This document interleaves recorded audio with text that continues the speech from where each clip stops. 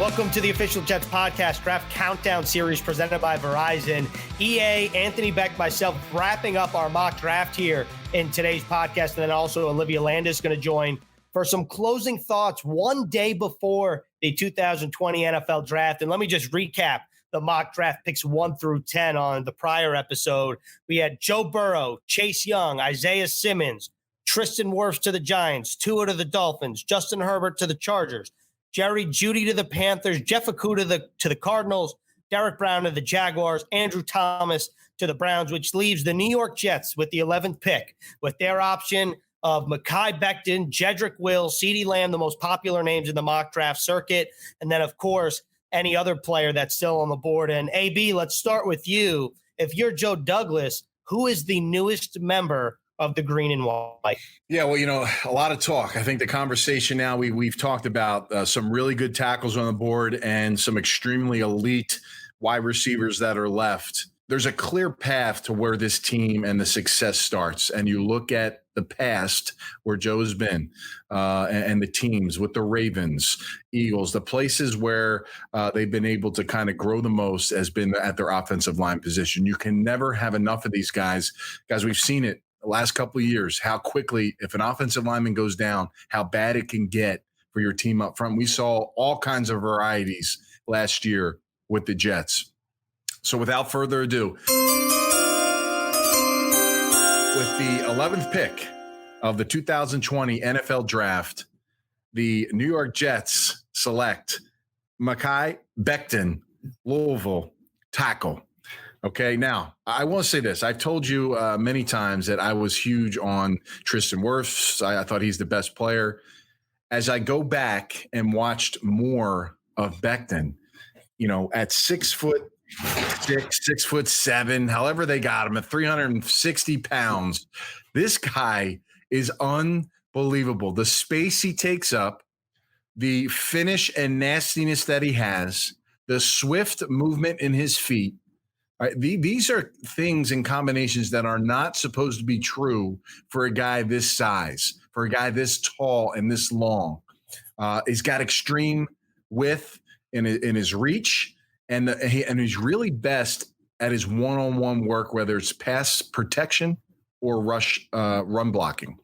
And I think the difference here, guys, with this guy is he's so massive that he is really going to fill some space, not just at the tackle position, but sliding down. You can be a little more versatile because of his size up front. And that's going to help, I think, big time, not only for Bell in running the football, but, clearly for Sam Darnold getting the time that he needs.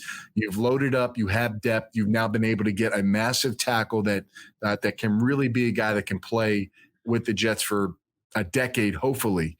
I have a close relationship with several coaches at Louisville. I told him, I said, look, I need an honest assessment about Becton. I don't want the popular kind of, summary that you've been reading. I want to know about this kid. Is he a good kid? Does he hang around bad people? Does he not work hard? Is he suck in the weight room? That's exactly what I didn't hear about this guy from people that I trust. They said, listen, man, he's a difference maker, and I believe him. It shows up on film, and it shows up a lot, and there's a lot of good stuff on him. I think it's going to be a fun pick if and when the Jets come into that spot and they get a position to pick the tackle. I think it's going to be the spot to go. I think you're doing backflips if this is a scenario for the Jets, bottom line. Nobody's going to be at one Jets drive, but virtually everybody will be doing backflips because I don't think you could go wrong with either Becton or Wills. And I know Becton was your pick, Anthony. I think Wills is going to be a stud, probably a right tackle because that's what he's been since high school. I say, why mess with that? Why even flip him to the left side? I think he's going to be a stud player for potentially 10 years. CeeDee Lamb is appealing, no doubt about that, especially what he can do after the catch. He doesn't have the raw speed of a Ruggs, and he's not the route runner that Jeudy is, but man, he is dynamic. And it's so enticing to think of pairing CeeDee Lamb up with Sam Darnold. So that's where my mind is right now. I've narrowed it down to 3 guys, and I'm trying to talk my way through it. With that 11th selection in the 2020 NFL Draft, the New York Jets select Mekhi Becton, tackle out of Louisville. Well done. Well done. Nice. Listen, fellas, 364 pounds. And I know you're not supposed to fall in love with guys just because of the way they talk to the media. But when he was in Indianapolis, Becton, he's got a nasty edge. And he talked about New York and the griminess of New York. And I just think he'd be a perfect fit here. Just go and punch up YouTube and look at some of his donkey videos over the years. He's got great feet. I think he's got the highest ceiling of any offensive lineman in this draft. I have a 22-year-old quarterback here in Sam Darnold. I said I'm going to protect him. Oh, yeah. This guy has unlimited potential. I love it. I think he's just coming into his own. With that being said, I don't think you could go wrong with Wills or Lamb, but the pick here is Becton. Given the landscape of our mock draft, I think to all of our points, very, very happy if you're a Jets fan. But let me ask you this. How realistic do you think that this is come April 23rd, probably about 9 p.m. when the Jets are on the clock or whatever time it is, that both Mekhi Becton and Jedrick Wills are on the board? Yeah, we talked about it. Carolina could go offensive tackle, which we did not say that they would do. Maybe Arizona, Jacksonville as well. So that's where it gets tricky. Okay, imagine if those four guys, are gone. Now what? They'll have that ready. They'll have that plan. For my pick, I can tell you right now that CeeDee Lamb is not an option for me, given the two tackles on the board and Becton and Jedrick Wills, and then you can get a good receiver at 48 that could be a day one guy. And you think about the recent success of round two guys, even just last year with the Ole Miss Cats and DK Metcalf and AJ Brown. And Michael Thomas was a second round pick for the Saints. So I'm between Mekhi Becton and Jedrick Wills. And honestly, I'm pretty torn for a number of different reasons. But without further ado, with the 11th pick in the 2020 NFL Draft, the New York Jets select Mekhi Becton, tackle, Louisville. And I think it comes down to this for me. And I didn't want to be that guy to make it that we're all uniform here. So I'm going to make a case for Wills right after I say this. But I think what both of you said, a guy of that size should not be able to move the way that he moves. And what EA said, it seems like he has unlimited potential. And when you think about Joe Douglas's past, not only being an O-lineman, but where he grew up per se in the NFL, you think about a guy like Jonathan Ogden for the Baltimore Ravens. And I think maybe Mekhi Becton could be that guy for the New York Jets, or at least envision him to become that guy. But really quickly about Jedrick Wills, for him to dominate in the SEC and debatably the best conference in college football and do it for so long. I mean, 39 games, 1 sack, very good in the run and protecting Tua's blind side. He would be a surefire guy. And I know that a lot of people will say, well, right tackle at 11, maybe too rich. Well, how about the Philadelphia Eagles in 2013 when they selected Lane Johnson with the 4th overall pick? Or you think about Jack Conklin in free agency, number 8 overall pick, right tackle for the Tennessee Titans, probably playing right tackle for the Browns. And then you think about a guy in 2018, Mike McGlinchey, started right tackle for the 49ers, and the 49ers obviously represented the NFC in the Super Bowl. So if the Jets do, in fact, in this situation, go with Jedrick Wills, I don't think that that's a bad pick at all. I think it's a very good pick. Anthony, just had one final question here. Yep. How important are days 2 and 3 for Joe Douglas? Give me and Green a couple positions where he's really got to solidify that group for the Jets here in 2020 and this weekend. No doubt. So you're right. GMs will clearly be known for the top guy they take, but if you can get multiple guys on your draft board to come in, not only be contributors, but be starters and be long-term players, that's where you make your money, because you can't just lean on your first-round picks every year and then that's it. Receiver is going to be the area, where the second-round pick of the Jets look. And, who could be in those guys? Who could fall in that where he can come in, be a top tier receiver, still bring you what you want at that first round level, and make big plays. I'm just going to give you two names. Laviska Shenault. Okay. This guy last year was banged up, but he played through a lot of injuries. He's tough as nails. Everybody was talking about this guy 2018 when he jumped on the map. Another guy is Denzel Mims out of Baylor. Long, big, strong, physical, extreme speed, and can win in the tight red zone, 10, 15 yards, uncoverable, slants, fades. He did it better than anybody in college football, and he was utilized that way, and he can catch a slant at the 20 and take it 80 yards. As I look into the third round, you get those two picks. Third round is kind of a spot you look at cornerback. Two guys to keep an eye on. Bryce Hall from Virginia. Really love this guy, okay? He was an All-American. Last year got nicked up a little bit, okay? And again, you don't want to take up injured players, but again, you do your homework, you find out what it was. If they're healed, they're good. This guy was, led the nation in pass breakups in 2018. Very intelligent, very smart, and can play variety of ways at the cornerback position. Another guy's AJ Green out of Oklahoma State. He's another guy, a lockup corner, can get in your face, can play the multiple types of looks that you want to have on defense at the cornerback position, but he's able to kind of lock you up one-on-one, which is going to be key, obviously, guys, when we're talking about these positions. As you get later in the draft, as I categorize positions, that fourth round pick can become important. And what exactly do you want in that pick? And let's just say hypothetically, you get the tackle, you get a receiver. I think you have an opportunity to get a special player. What is a special player? A slash kind of guy, right? A guy that can play receiver, running back, do multiple things on your offense. Give your coordinator, in this case, Coach Gase, an opportunity to be flexible with multiple players that can also fill in times of need.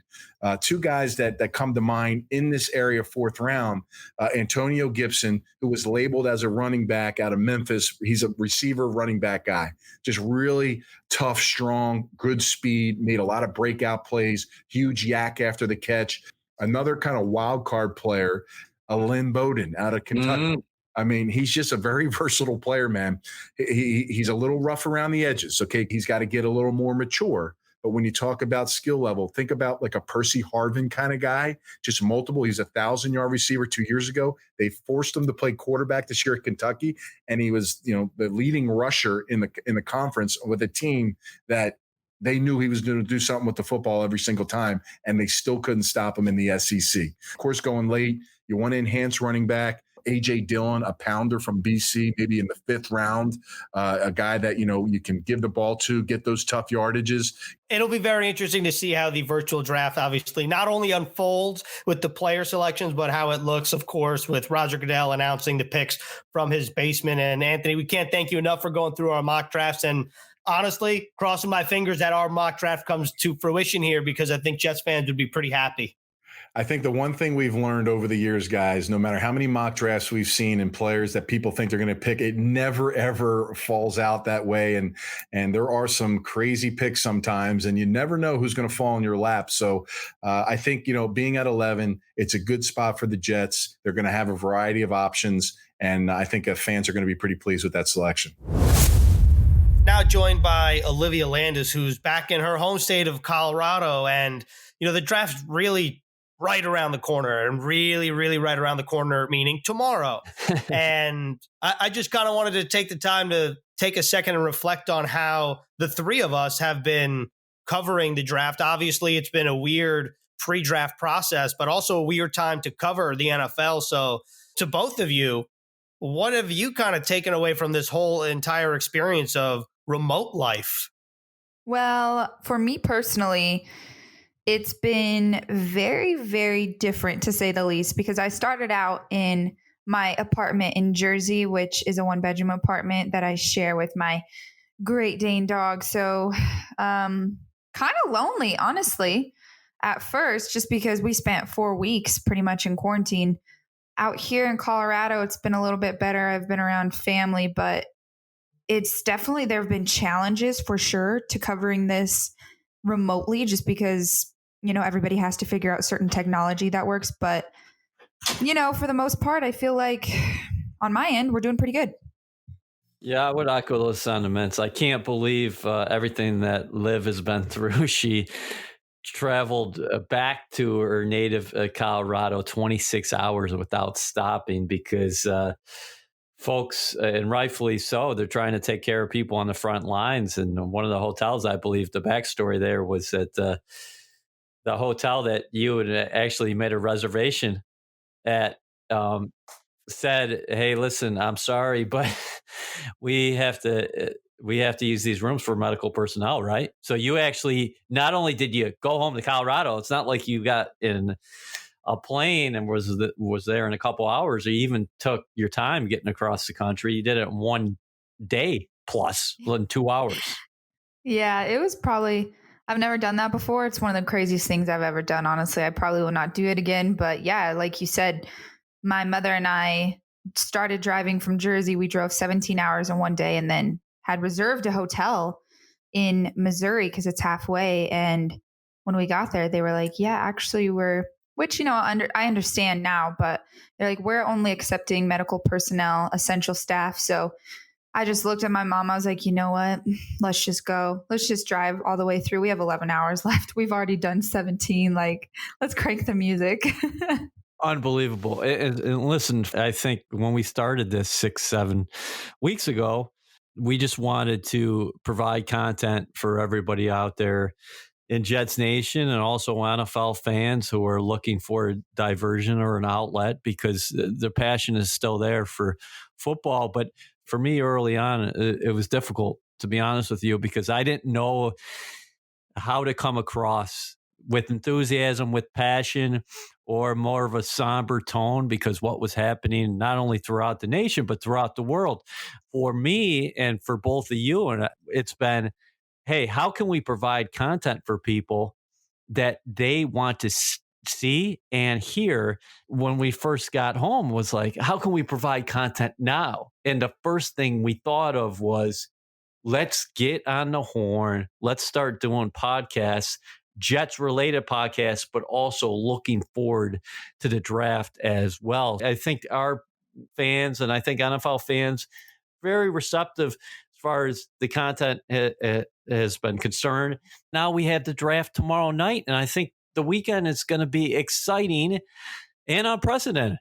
Yeah, I think that actually, given the odd times, to say the least, I think, at least in my time here, we've probably covered the draft better than any prior year, which is kind of ironic because we've all been at home and you would think that in the office you'd have more resources. Well, the interviews that Liv has done, the interviews that EA and I have done together and separate, it just feels like we've really covered this draft top to bottom. We've left no stone unturned, and I'm really excited for the draft. And I think given the lack of sports out there right now, everybody seems a little more so in tune with the draft. And every year, if you're a Jets fan, if you're a football fan, this is a time of year that injects some life into your team. Frankly, I'm ready to get this show rolling. Feels like we've been talking about this for a while now. So I'm very excited to see what actually happens tomorrow night and throughout the weekend. Liv, you can tell the folks about this. We were all set to send you to Las Vegas. Yeah, I think I'm honestly still just trying to absorb the fact that everybody's going to be covering the draft from home. Like Ethan said, I'm looking forward to seeing how this unfolds, but it's definitely going to be different for me this year, like you said, because the past 2 years I've physically been at the locations of the draft, which was Dallas 2 years ago and then Nashville last year. So I don't know. I don't know what this is going to look like. I mean, we have our plan, we have our plan on how we're going to execute it, but nobody's ever done this before. The league hasn't, players, nobody. So I'm super eager to see how this turns out, but it's definitely going to be different doing it from my mother's home in Colorado as opposed to being on site. As we close out the official Jets podcast draft countdown series presented by Verizon here the day before the draft, I just want to know, who do you guys think the pick is going to be at 11? That's all I want to know. Or you can alter and say what you think a successful draft would be overall, a draft weekend. Feel like we've heard so much from the external guys. Like I said earlier, I just kind of want to give our predictions here. Not that they mean anything, because they really don't. I would say if I were to give my personal opinion on which direction they may go in the first round, in my eyes, I feel like it would have to be either a tackle or a receiver. But to answer the other part of that question where you said, how will this just be an overall successful draft for Joe Douglas?